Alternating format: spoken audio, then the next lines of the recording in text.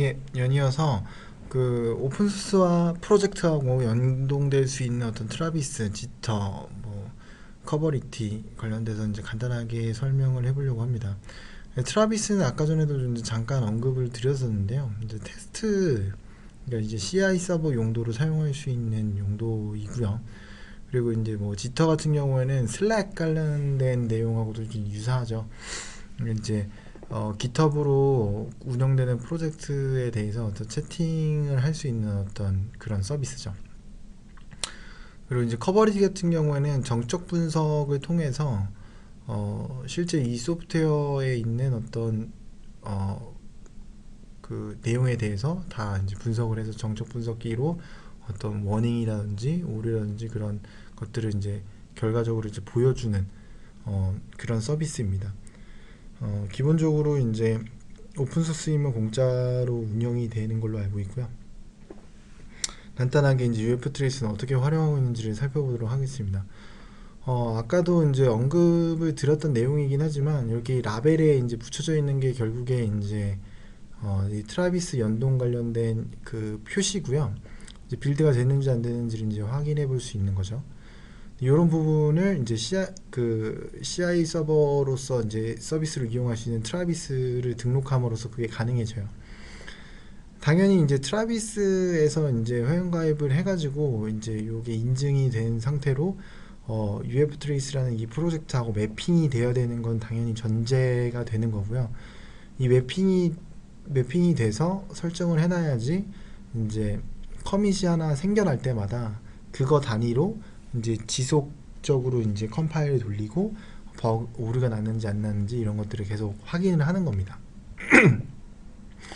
그래서 여기 적혀져 있는 것처럼 기본적으로 이제 GitHub의 계정을 통해서 트라비스를 등록을 하고요. 또 이제 이 그 설정을 액세스 가능하도록 이제 설정을 해두고 그 다음에 .travis 그 yml이라는 파일 속에다가 이제 어떻게 해야지 이제 그 컴파일할 수 있는 환경을 만들 수 있고 또 컴파일은 어떻게 하는지에 대한 명시를 이쪽에다가 해둡니다.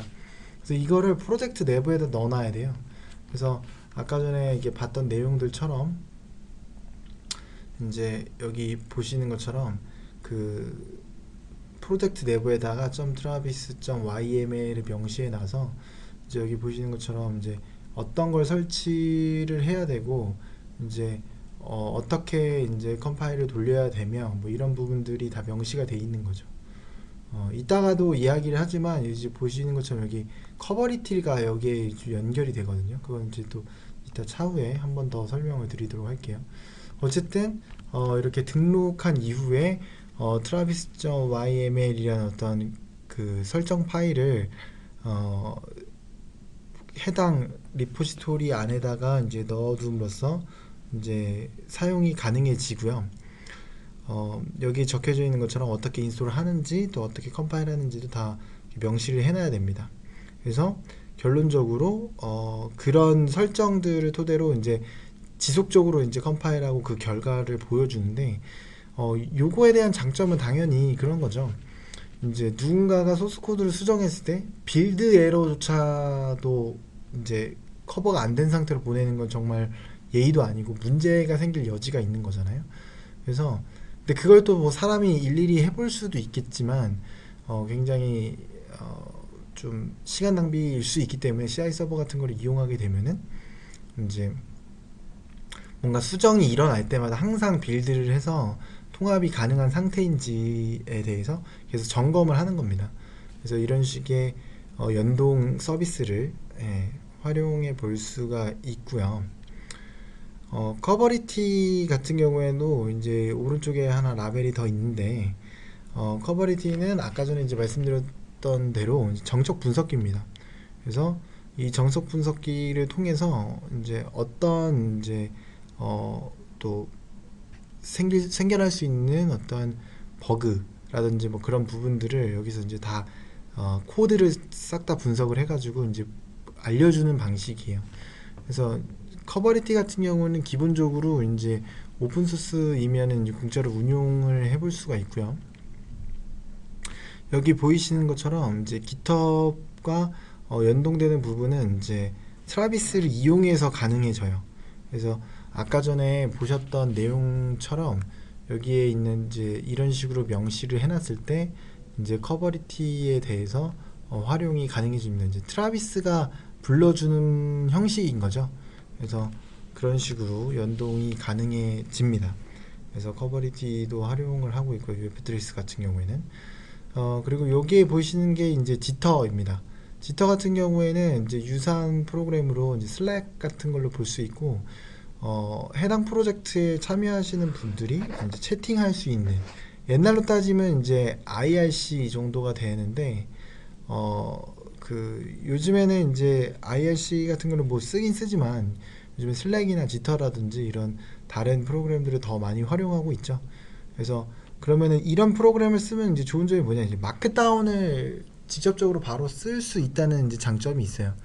그래서 대화하기가 참 좋죠. 뭐 이런 게 무슨 의미가 있냐라고 생각이 들 수도 있겠지만 여기 보이시는 것처럼 GitHub 아이디를 바로 호출해 볼 수도 있고, 그리고 뭔가 강조한다던가, 그리고 또 이제 코드의 내용, 어떤 이제 배시 스크립트로 했던 어떤 결과의 내용 같은 것들을 이렇게 컬러풀하게 볼 수가 있기 때문에 이야기하기가 굉장히 좋죠. 어떤 소스 코드를 기준으로 이런 것들에 대해서 어떻게 생각하냐 뭐 얘기를 했을 때 그냥 텍스트로 돼서 포맷도 없고 이렇게 되면은 좀 읽기가 굉장히 불편할 수 있고 표현하기도 굉장히 불편할 수가 있는데, 이렇게 마크다운으로 설명을 하게 되면은 소스 라인이라든지 이런 거 기준으로 이제 이야기를 할 때 굉장히 용이할 수 있습니다. 뿐만 아니라 이제 커밋 아이디 같은 경우도 이제 다 추적이 되세요. 소스 라인도 다 추적이 되고요. 그래서 이렇게 보기 용이하게 이제 이야기를 해볼 수 있어요. 그래서 특정 커밋 아이디를 기준으로 뭔가 이야기를 해볼 때 이제 그 커밋 전체를 이제 복사하지 않더라도 이렇게 커밋 아이디만으로 이렇게 다이렉트로 바로 접근 가능하게 해볼 수 있는 것들이 있고요. 뿐만 아니라 이제 이슈 번호에 대한 참고도 바로바로 될 수 있죠. 그래서 지터를 통해서 이제 채팅을 할 때 이슈 번호만으로도 이렇게 바로바로 어떤 이슈 관련돼서 이야기를 하는 건지에 대해서 이렇게 바로 이야기를 해볼 수 있는 장점이 있죠. 소스 라인에 대한 정보도 이렇게 바로 입력함으로써 바로바로 확인해 볼 수 있는 어떤 장점이 있습니다. 그래서 결론적으로 채팅 상에서 뭔가 디스커션이 벌어지고 했을 때 굉장히 용이하게 쓸 수 있다라는 점이 장점이라고 볼 수가 있는 거죠. 예. 그러면은 이제 아주 간단하게 그 다양한 어떤 연동될 수 있는 어떤 서비스들에 대해서 언급을 해봤고, 각각 이제 뭐 트라비스라든지 뭐 커버리티라든지 또 이제 하나가 뭐가 있습니까? 지터라든지 뭐 이런 부분들에 대해서 어떻게 연동하는지에 대해서 이제 언급을 드렸고요. 여러분들이 만약에 새로운 프로젝트를 할 때도 이런 것들을 이용해 볼 수도 있겠지만, 기존에 있던 프로젝트가 연동되고 있는 것들을 잘 활용해 가지고 사용해 볼 수도 있겠구나, 또 그거에 맞춰서 나도 여기에 참여해 볼 수 있겠구나, 이런 생각을 해볼 수도 있을 거라는 생각이 듭니다. 계속해서 이어서 다음 시간에는요, 이제 실질적으로 이제 Git을 활용하는 방법에 대한 이야기들을 이제 한번 해보려고 해요. 그래서 이제 뭐 기본적인 Git 관련된 이야기도 하겠지만, 전체적으로 컨셉은 오픈소스 개발자 입장에서 Git을 활용할 때 어떤 식으로 활용해 볼 수 있을까, 뭐 그런 부분들의 컨셉을 가지고 한번 진행을 해보려고 합니다. 물론 이제 Git을 전혀 모르셔도 사실 활용할 수 있게끔 한번 실습을 따라가 볼 수는 있을 거라는 생각이 들어요. 근데 이제 아무래도 아주 디테일하게 아주 초보자의 입장에서 진행하지는 않을 것 같아요. 그래서 하지만 이제 몰라도 설명만으로도 충분히 진행할 수 있도록 진행을 할 것이다 라는 이야기고요.